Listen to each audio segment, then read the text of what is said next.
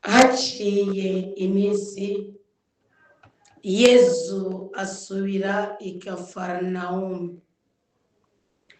Abantu rero bumvise ko ari ahantu mu nzu, bararundana ari benshi gushika naho habura ikibanza mu nzu n'imbere y'uwo muryango nyene. Nawe rero arabashikiriza ijambo. Haza rero abamuzaniye ikimuga kireruwe n'abantu 4. Bibananiye kukimushikiriza kubera ishengero, basambura igisenge hejuru yaho yarari, baca igihengeri haba ariho bururukiriza inderuzo ca kimuga cari kiryamyeko. Yezu abonye ukwemera kwabo, abwira nyakimuga ati, mwana, urarekuriwe ibicumuro byawe. Hariho abanditsi bicaye aho biyumvira mu mutima ngo, ni kuki uwo muntu avuga atyo? Ariko aratyoza Imana. Ninde ashobora kurekura ibicumuro atari Imana yonsa? Ubwo nyene Yezu amenye mu mutima wiwe ko bariko bariyumvira gutyo, ababwira ati, ni kuki mwiyumvira ibyo mu mitima yanyu? Ukubwira ikimuga ati, urarekuriwe ibicumuro byawe, cyangwa ukukibwira uti, haguruka ufata inderuso yawe ugendagende, icoroshe gusumba ikindi ni ikihe?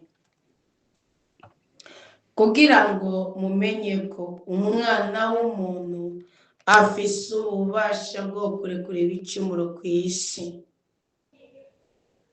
Aca abwira nyakimuga ati, ndabikubwiye, haguruka ufate inderuzo yawe wigire imuhira. Nyamuntu aca arahaguruka, afata nyanderuzo, asohoka bose babona, bituma bose bajorerwa, baja mu byo kuninaza Imana, bavuga bati, nta bintu nk'ibyo twari bwigere tubona.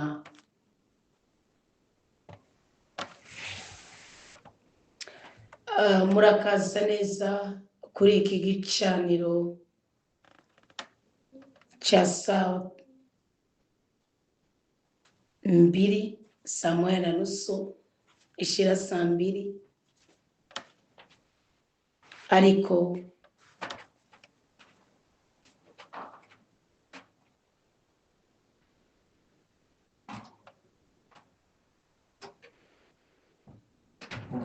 ni igicaniro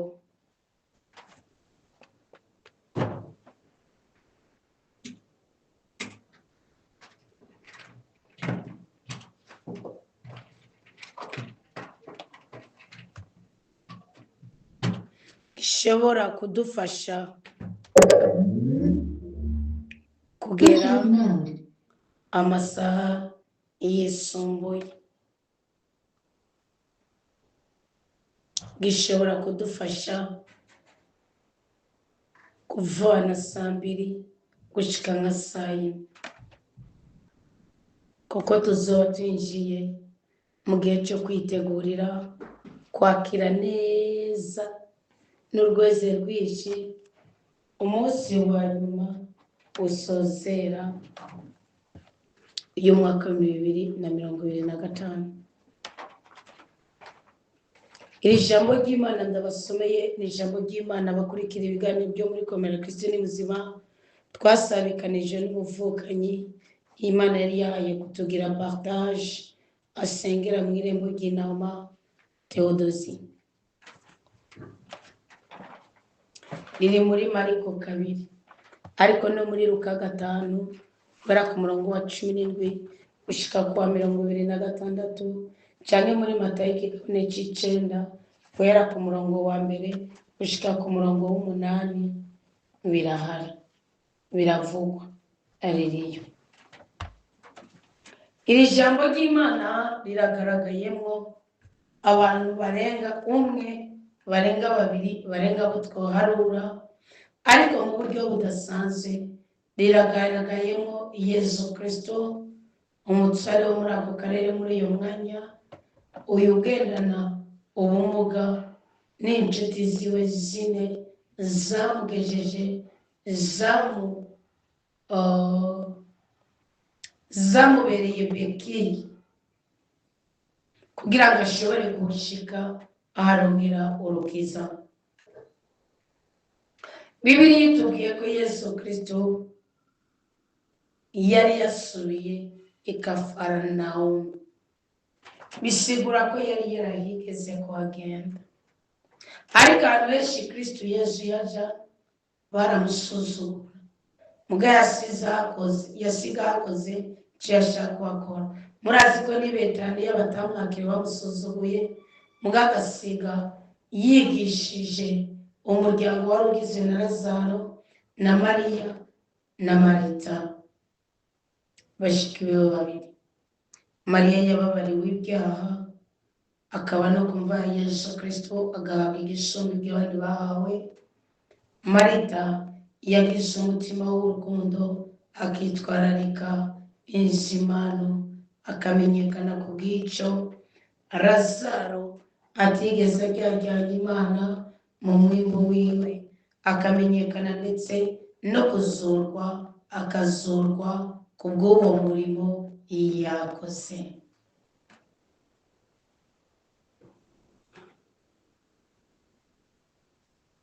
Tugire Kristo, tugire Kristo, tugire Kristo. Bakunzi b'Umukama, bane ba Rudasumbwa, bane ba Nyenishonisi, uru rugamba ni urw'abantu 4 bazanye ikimuga rukayoborwa n'umwami w'abantu kandi rugaheshwa intare umugisha n'ufise ubumuga. Buriya nagira nabwira ko ibyirato by'Imana kenshi bishingira ku ntege nke zacu, ku mibabaro yacu, ku gahinda kacu, ku bukene bwacu, ku bugumu bwacu, ku bumuga bwacu, ku burwayi bwacu, ku gukenyuka kwacu, ku kwangirika kwacu. Iyo ari ibintu byose byari bimeze neza, nagira amabwire ko tutobonye ubutware bw'Imana. icyo gituma tuvuga ngo ibidashobokera abana b'abantu imbere yawe birashoboka. Imbaraga zose zangwanyaga waziribati y'igorogota, ndetse n'ibisigisigi byazo ubu nta bubasha bigifise. Akigusomana yaburamu kubw'imirimo myiza wakoze, wanyeretse kera yuko unkunda, na n'uyu musore abinyeretse. muze mwese abemera ko Kristo ari ingabo nziza iturwanira, haba mu gatondo no mw'ijoro. Tuvuge tuti shimwa mukiza, imigambi yawe singiyaba. Imbaraga zawe singizaho, ibidashobokeye abana b'abantu imbere yawe birashoboka. Imigambi yawe singiyaba. Imbaraga zawe singizaho, ibidashobokeye abana bato imbere yawe birashoboka. Iryo banga ry'Imana n'umuntu, cyane cyane Bikira Mariya Gaburiyeli amaze kuza kumubwira ngo urahiriwe Bikira Mariya kuko washimwe n'Imana, gusa kubyara umwana w'umuhungu. ngo yego ngo ariko none biri bugende bite ko nari bumenye umugabo? Kuko atakinanira Imana, izo kwimenyera uko bigenda witekana. Umubyeyi Bikira Mariya arishura ati ntumusabye uwo mugabo ntibimere nk'uko bivuze. Umugabekazi wo mu ijuru, cyo gituma ariyo ndirimbo iririmbwa umunyu wa Bikira Mariya ku Pasika, ko yari afise imburi nyinshi. Uru rugamba rero rudusunikiye muri iri zamu, kuri iki gicaniro kije gusozera ibicaniro byo kuri uyu munsi wa 364, kuko ejo tuzoba turi ku munsi wa nyuma. Seja ahubwo ni nyuma y'amasaha make gusa tuzoba twinjiye.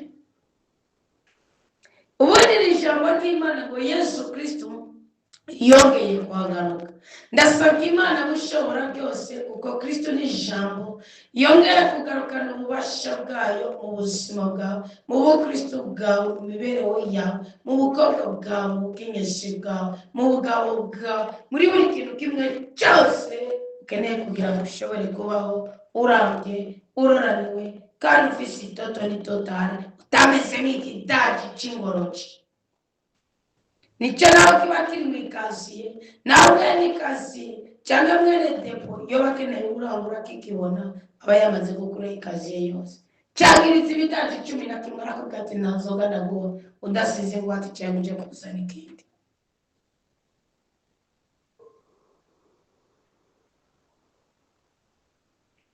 Yesu asubira i Kafarnawumu. Ese icyo na Kristo akagaruka mu mutima wawe, ni kenshi twakoze ibituma izina ry'Uwiteka risuzugurwa. Ni kenshi mu mitima yacu twahumbiye twarunditse, haba mu kanwa, haba mu biganza, haba mu mutima, haba mu mutwe, haba mu mubiri. Twashyizeho ibisuzuguza izina ry'umucunguzi wacu. Ariko Yesu yongeye kugaruka, ntiyahisemo kunyuranwa n'umwaka, kandi ntashaka kwiranwa n'agahinda. Yesu yongeye kugaruka.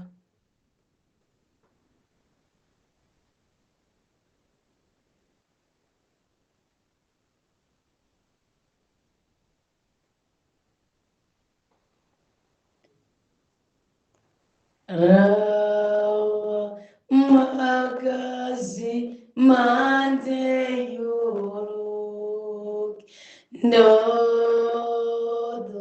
ndodora,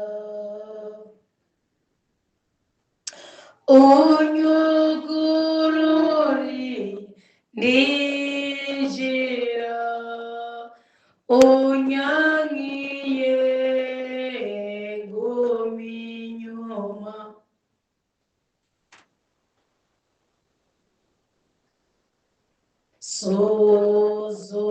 Suzumurabi nyifato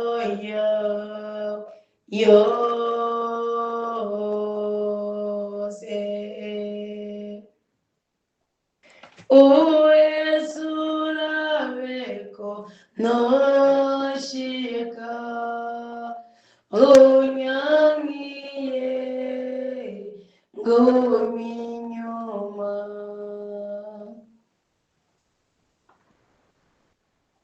We ufisisha rinisigo mu mutima wawe,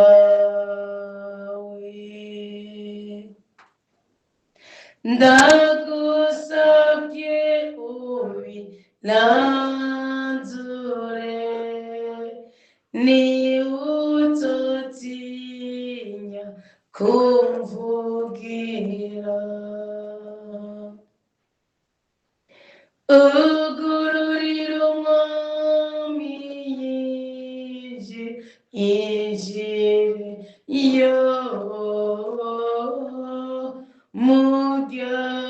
mubyagize mu cicaro ciza. Yesu ongera ugaruke mu mitima yacu. Yesu ongera ugaruke mu ngo zacu. Yesu ongera ugaruke mu gihugu cyacu. Yesu ongera ugaruke mu mirimo yacu.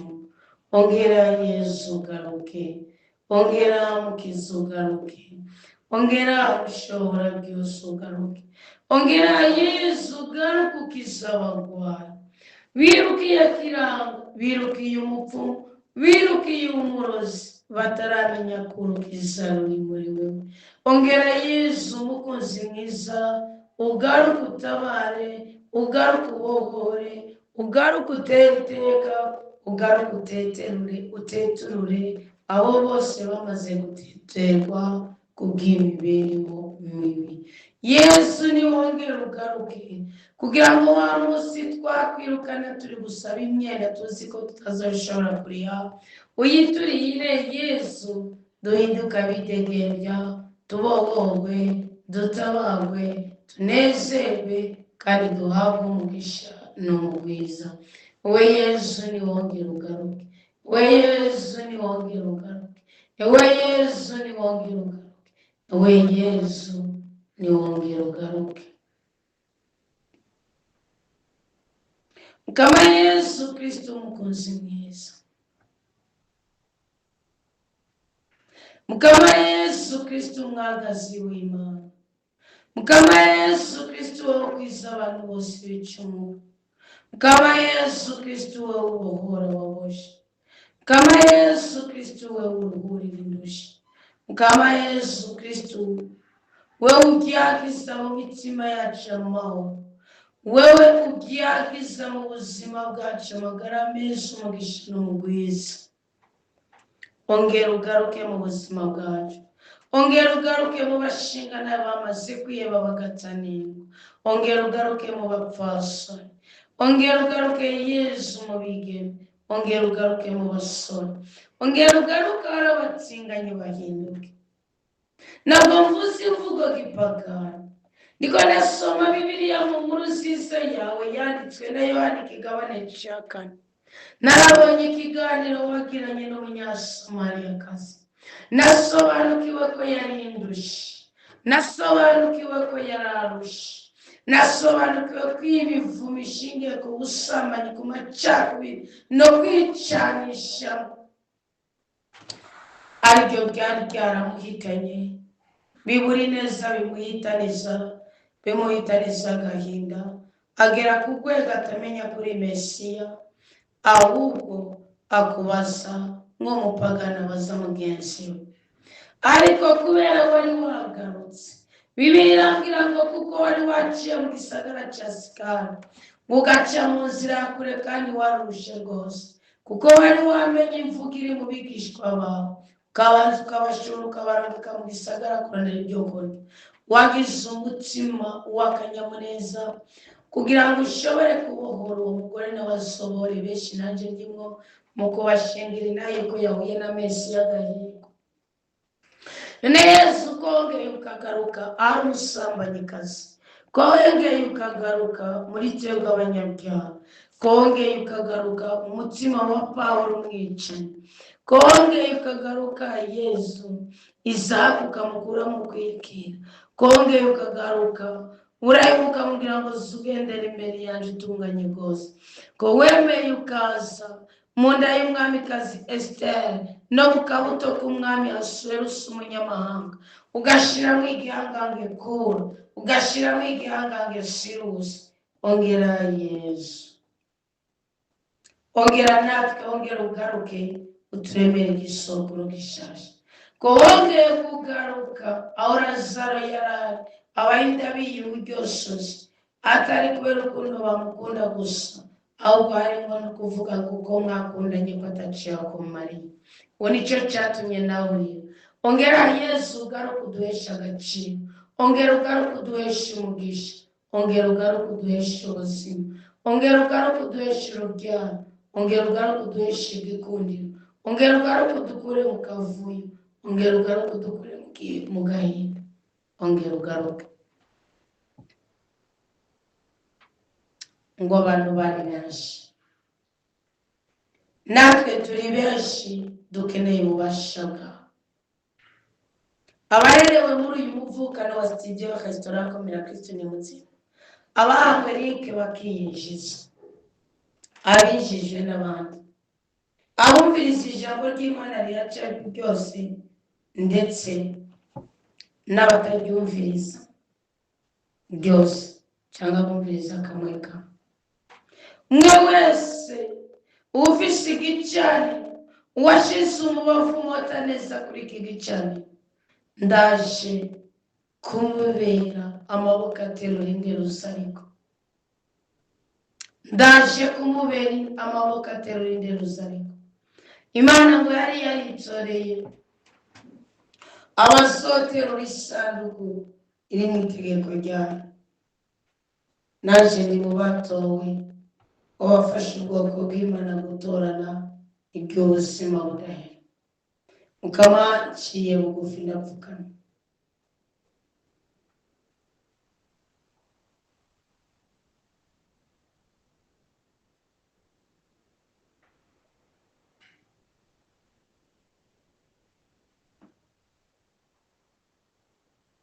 Ndagusabye umugisha ubwoko bwawe. Namba Mariya na Marita baraririye musaza wa Lazaro, bakakwandikira agakete. Iki gicaniro nje kugaragara nk'aba bantu bane bakiriye inderuzo, iki kimuga kigaheza kigatabarwa, babona tanzira bakamena igisenge. Uyu mugore w'abadamena igisenge, icyubatswe n'abarozi ndakimena, icyubatswe n'abamuzi b'amahoro ndakimenya, icyubatswe n'igisokuru kibi ndakimenya. Wowe Yesu upfa kuba washyitse mu kuri kw'ijambo ryawe. Abana bawe uyu munsi barameneka ibihute, biri kubateza amasumbi mu marangamutima asugereza imishaha yabo, bikanga ko bashimishwa n'icyo bari, bagahora bigereranya. Uyu munsi ndamena, ndajanjanga, ndahondagura, ndarandura, ndasenya, ndashishimura, ndakuraho burundu, kandi mbikora nitiriza, ndabikorana n'umwete mwinshi, kugira ngo Imana inkorere igitangaza, ubwoko bwawe kubwo kw'igisuzuguriro cyose kinanije ubuzima bwawe.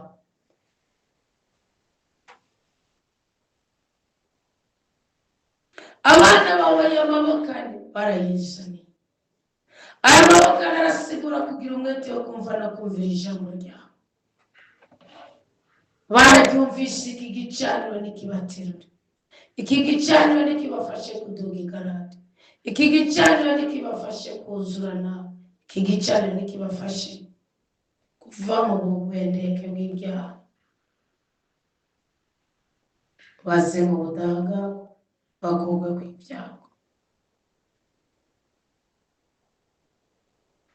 Baramaze gusobanukirwa ijambo ryawe n'agaciro karyo. Baramaze gusobanukirwa gucana igicaniro cy'intama, ugashyira ku mubavu umota neza, ukabikoresha umutima ukunda, ukabikoresha umutima utunganye, ukabikoresha ibiganza bitunganye. Mwana wawe muri uyu mwaka dusozere yashize umubavu umota neza muri uyu muvukano. Ndapfukamye ndagusabye ikigongo, ndagukomeye amashyi, uburyo bwose yabikozemo, uko yabikoze kose, ndakwinginze Mwami Imana, mu umugisha, mu umugwiza, mu umutekano, mu amahoro, mu ibyiza, mu ibyishimo, mukure kubuguma, mukure kwicanira, muhe kubyara gaheka, murenganura aho yarenganije, ijigi ubutungane rikorane nawe, kandi rikorere kuri we mu isimi garagara.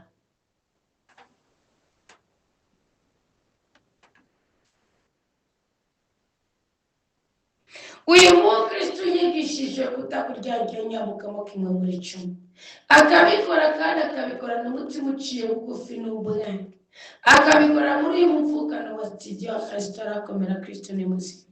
Mukama ndavura ibiganza imbere yawe, nawe ushingure ibiganza byawe ku mwana wawe.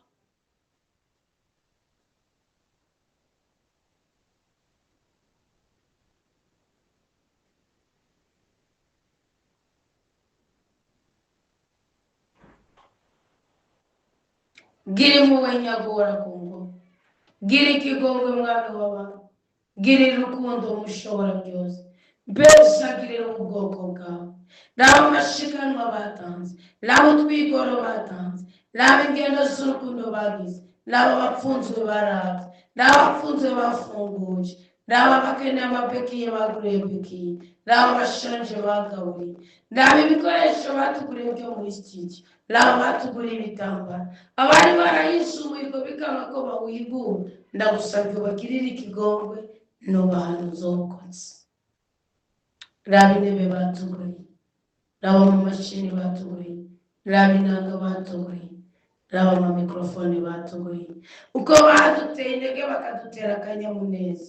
Ndapfukamye ngo nawe utere intege bo n'abo bakomokako n'abo bakomotseko.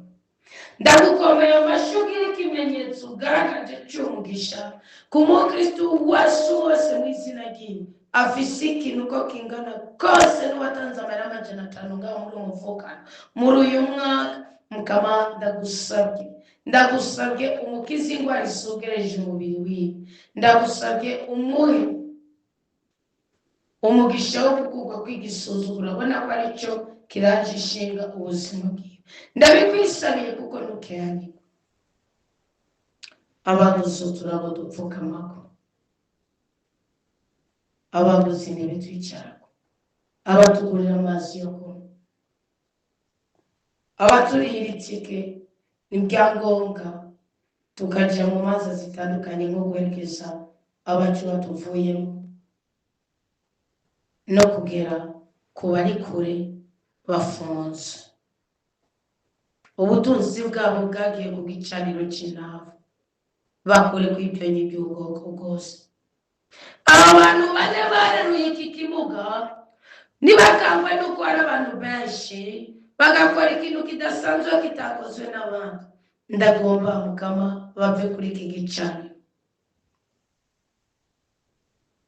Ndashaka ko iki gicaniro cyohinduka kikaba mu maboko yo gutabara, yo gukiza, yo kubohora, yo kurwanira, yo gucinyiza ibicinyiza ubwoko bwawe. Amazina y'abari kuri iki gicaniro cyo muri studio hashtara komera Kristo ni muzima gikora mu masaha 80 kuri 80. Mukama wanjye, mana yanjye, nagumye niteze ko byose bizogenda neza kuko bikorwa nawe. Mpagaze mu masezerano. Uyu mwana wawe atigeze kuryagenya kimwe muri cyo, yabaye umuntu wa gatatu yamudugije muri ba bantu bane biyunga. Uyu mwana wawe yamenye ukuri, kandi uko kuri akakubyaza umusaruro mu kugira umwete wo kutakuryagiranya kimwe muri 10 no kutiterije ko imbere y'icyaha. Ndagusabye umukure kw'ibyaha. Abariko basengera abagabo babahindura, abariko basengera abagore babahindura, abariko basengera abana babahindura, abariko basengera ibyiza n'ibyinshi bagiye guhabwa mu buzima bwabo.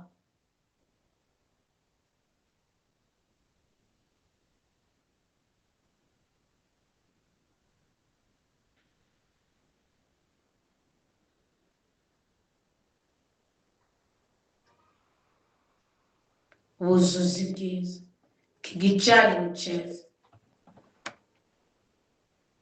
Tugirira ibitangaza, bagirira ibitangaza bari barabataye babahindukire. Bagirira ibitangaza bisi bahinduke. Bagirira ibitangaza bisi bakumenye kuri Imana ikora neza byose kandi bahurumbire ijambo ryawe. Urakoze nyagora ku ngoma. Ndahagurukije amaraso ya Yesu Kristo ngo atembeshe imivumo imikoshi ubwambuzi no kangushi, atembeshe buri cyaha cyose gikoka ibyaha cyawe. Amaraso ya Kristo atuyobora ubuzima bwacu. Amaraso ya Kristo adutyorore, aduhuze n'ubutunzi butuma ab'isi badasobanukirwa maze bagatangura kuvuga ibitari ngombwa kuvuga.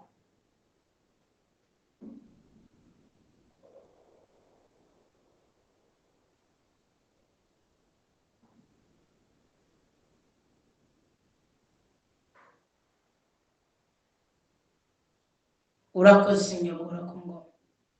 Urakoze ko wahaye umugisha w'igikundiro. Urakoze ko wahaye umugisha w'amagara meza. Urakoze ko wahaye umugisha wo kuva mu bushomeri bakaronka akazi. Urakoze ko wahaye umugisha wo kwamana mu bwiza. Urakoze ko wahaye umugisha wo kubyara bagaheka. Urakoze ko wahaye umugisha wo kubaka kandi bakubaka izigumye muri umwaka wa 2026. Urakoze ko bubakiye. Urakoze ko bakoreye ubukwe. Urakoze ko bahumanuye. Urakoze ko bakuye kunyonza. Urakoze ko bakuye kwicana. Urakoze ko bakuye kwigisuzugura. Urakoze ko ugiye kuturihira amadeni. Urakoze ko ugiye guhembura ubuzima bwacu. Urakoze mwami w'abana. Urakoze mushobora byose. Duhunde mutima wawe natwigarurire tubone gukira. Mwasinira utundi, mwasinira umugore, umurozi nabura amahoro, uwaroze ibitega nimugarukireko, uwatumye inyabe ntiyahinduka inyabo, uwatumye imbwa ntahinduka imbwa, uwatumye umuvumo ntahinduka umuvumo, uwatumye umukoshi ntahinduka umukoshi, ariko wuzuye n'urukundo rw'Imana.